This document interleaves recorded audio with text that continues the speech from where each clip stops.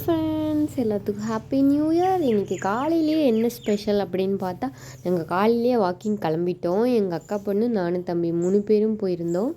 அவன் தோட்டம் போகலாம் அப்படின்னு சொன்ன உடனே ஒரே ஜாலியாக அப்படியே ஓடுறக்கு ஆரம்பிச்சிட்டாரு.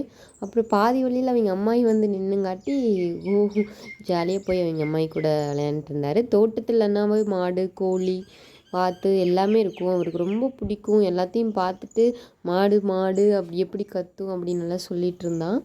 அதுக்கப்புறமா பருத்தி செடி இருந்துச்சு பக்கத்தில். சரி, இதை வச்சு நம்ம திரி மேக் பண்ணுவோமே அப்படின்னு சொல்லிட்டு நானே திரி மேக் பண்ணிட்டு இருந்தேன். ரொம்ப ஹாப்பியாக இருந்தது. நம்ம செடியிலேயே எடுத்து பண்ணும்போது ரொம்ப ஹாப்பியாக இருந்தது. அதுக்கப்புறம் அம்மா தண்ணி எடுத்து விட்டாங்க. அந்த தண்ணியில் அவர் ஜாலியாக விளையாண்டுட்டு இருந்தார். சரி, வேணாம் போதும், இதுக்கு மேலே விளையாட வேணாம், சளி பிடிச்சிக்கோ அப்படின்னு சொல்லிட்டு கூட்டிகிட்டு வந்துட்டேன். அதுக்கப்புறம் பார்த்தா ரொம்ப பசுமையாக அந்த இடமே ரொம்ப நல்லா இருக்கும். அதுக்கப்புறம் பசி எடுக்க ஆரம்பிச்சிருச்சு. சரி, இன்றைக்கி நியூ இயர் வேறு, சரி பிரியாணி ஆர்டர் போட்டு வாங்கி சாப்பிடுவோம் அப்படின்னு சொல்லிட்டு பிரியாணி ஆர்டர் போட்டு வாங்கி எல்லாம் ஷேர் பண்ணி சாப்பிட்டோம்.